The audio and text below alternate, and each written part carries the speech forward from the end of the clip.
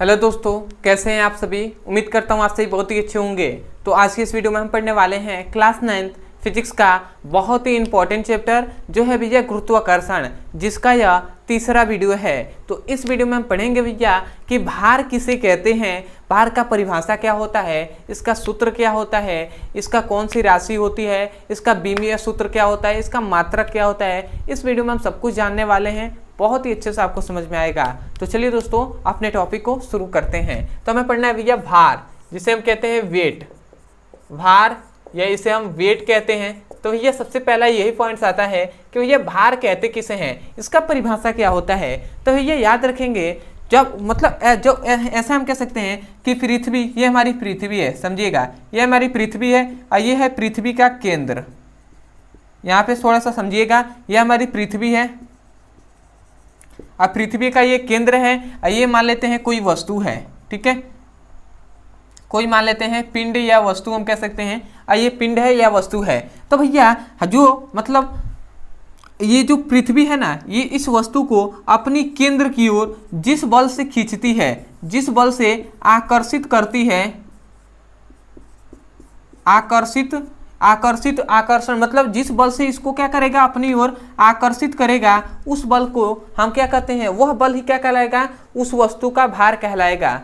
नहीं समझ में आया होगा ना, तो आप यहाँ से समझिए, फिर से समझिए। कहा तरह है कि मान लेते हैं ये पृथ्वी है, इसका केंद्र है और ये कोई पिंड है। तो ये इस पिंड को पृथ्वी अपनी ओर आकर्षित करेगी। तो ये जो पृथ्वी है ना, पृथ्वी अपने केंद्र की ओर जिस बल से वस्तु को आकर्षित करती है, तो वो जो बल है ना, उस पिंड का भार कहलाएगा। समझ में आ रहा है ना। तो हम इसका डेफिनेशन क्या कहेंगे कि जिस बल से, हम डेफिनेशन ऐसे कहेंगे कि जिस बल से पृथ्वी किसी पिंड को या किसी वस्तु को जिस बल से अपनी ओर, अपनी केंद्र की ओर आकर्षित करती है, उस बल को भार कहते हैं। समझ में आया। देखिए आप समझेंगे तो आप किसी तरीके से इसका डेफिनेशन कह सकते हैं। तो एक बार और मैं बोल रहा हूँ, ध्यान से सुनिए और इसे लिखिएगा। आप यही लिखेंगे कि जिस बल से पृथ्वी अपनी केंद्र की ओर किसी वस्तु को आकर्षित करती है, तो उस बल या वह बल पिंड का या वस्तु का भार कहलाता है।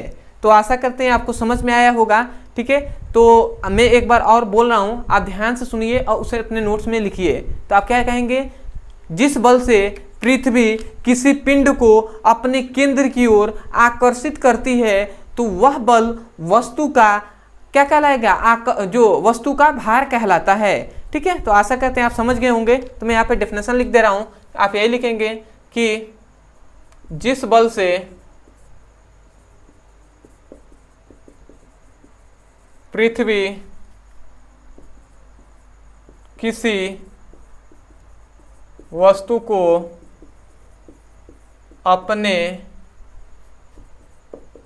केंद्र की ओर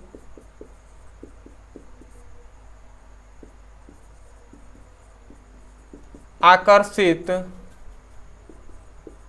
करता है, वह बल वस्तु का भार कहलाता है।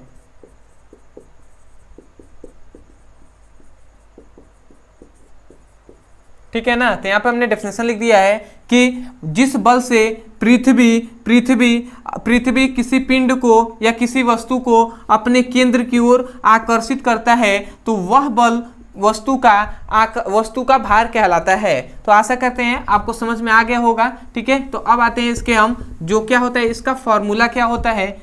तो याद रखें, सबसे पहले इसमें एक और पॉइंट्स आपको याद रखना है कि जो भार है ना, इसको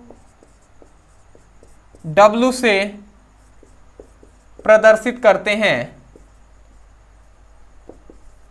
क्या भैया, इसे W से प्रदर्शित करते हैं। ये सबसे पहला पॉइंट्स है। दूसरा इसका पॉइंट्स कि भैया इसका सूत्र क्या होता है। तो याद रखेंगे, इसका सूत्र होता है भार इक्वल टू वस्तु का जो द्रव्यमान होता है, द्रव्यमान और गुरुत्वीय त्वरण, ठीक है। तो ये फॉर्मूला आपको याद रखना है कि भार इक्वल टू क्या होता है भैया, द्रव्यमान गुणे गुरुत्वीय त्वरण होता है। मतलब यदि सांकेत रूप में लिखें तो इसको हम लिख सकते हैं कि W इक्वल टू द्रव्यमान को हम m कहते हैं और गुरुत्वीय त्वरण को g, मतलब W इक्वल टू mg भी हम कह सकते हैं। और इसको याद रखेंगे, जो g का मान होता है ना, g इक्वल टू होता है 9.8 मीटर प्रति सेकेंड स्क्वायर। ये इसका मान होता है 9.8 मीटर प्रति सेकेंड स्क्वायर, ठीक है, जी का मान है। अब इसमें आता है भैया एक और पॉइंट्स कि जो क्या होता है, जो भार है इसका मात्रक क्या होता है। तो यदि हम इसके मात्रक पे बात करें तो इसका मात्रक होता है भैया न्यूटन,